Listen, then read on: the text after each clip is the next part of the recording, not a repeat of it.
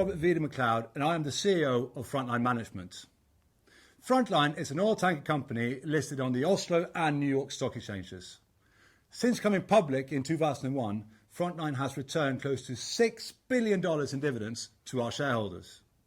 Of our 73 oil tankers, the ones we own have an average age of 3.9 years, giving us one of the youngest fleets in the industry.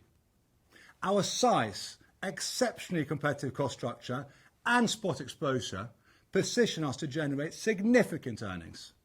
For every $1,000 over our cash break-even levels, Frontline makes around $22 million per year.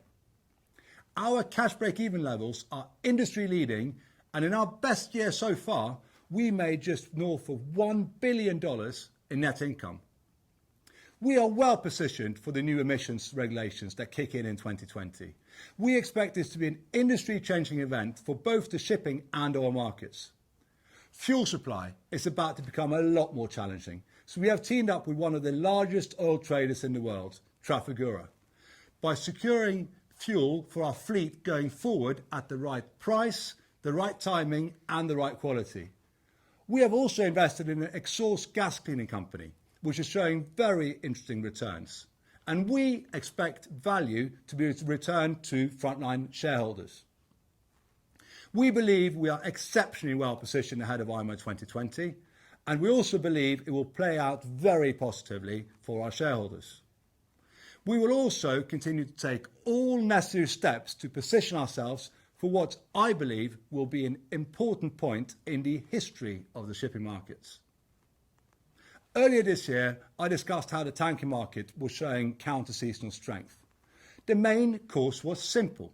A significant increase in US crude oil exports led to longer voyage distance and thus demand for tankers. Subsequently, the market came off as we progressed through the first quarter of the year for reasons that were expected. Once again, we are seeing a strong seasonal trend as the market shows signs of tightening.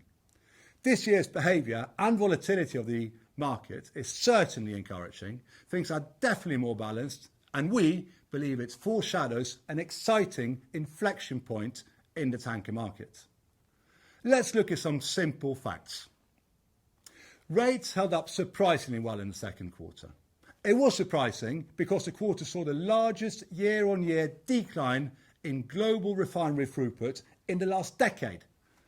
There was a simple reason for this. Refiners did more maintenance ahead of IMO 2020 as they positioned themselves for better refinery margins.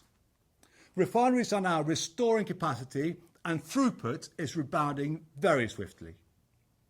Strong crude oil demand growth is therefore forecasted for the balance of the year. This is great news for the tanker industry. In the second half of 2019, we therefore expect tanker rates to continue to rebound as seasonal refinery maintenance abates and refineries look to increase production ahead of the new IMO 2020 regulations. Crude oil demand forecasts have fallen recently, but they remain healthy. Forecasts now put growth for 2019 at 1.1 million barrels per day, and demand is expected to increase by another 1.3 million barrels per day in 2020. The new sulfur limits will also impact oil demand, as we can expect diesel demand to go through the roof, leading to increased crude throughput in the world's refineries, which obviously is positive for our business. Atlantic exports continue to grow, driven primarily by increasing US production, which is forecasted to grow by around 1.5 million barrels per day this year and another million barrels a day in 2020. It is clear US production has become an important tanker market driver, and I believe this will continue as US production remains the main incremental supplier in the oil market for the foreseeable future. In our market, the distance oil needs to travel is a very important factor. New investments in US export capacity is underway, and Asia is the refinery hub of the world. The Atlantic to Asia trade looks set to continue and is clearly encouraging. The growth of the fleet is a key factor, and it has clearly been our poison for the last 2 years, but it is now changing in our favour. Around 60 VLCCs will be added to the global fleet over the next 16 months. After that, the order book declines sharply and we expect new contracting to remain slow. We also expect a number of vessels to start storing oil, and delays in ports and places around the world is likely to increase as volumes grow. There are 170 ships, VLCCs, that are more than 15 years old, and an increasing percentage of our customers prefer modern tonnage. Frontline is in pole position with a fleet age less than 4 years. Combine these factors with fuel supply becoming much more challenging, and we believe we have defined why the tanker fleet is about to become a lot more balanced.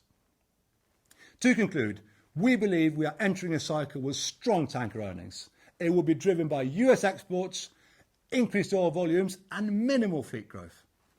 When adding IMO 2020 to the mix as an important catalyst, it really does start to look very interesting.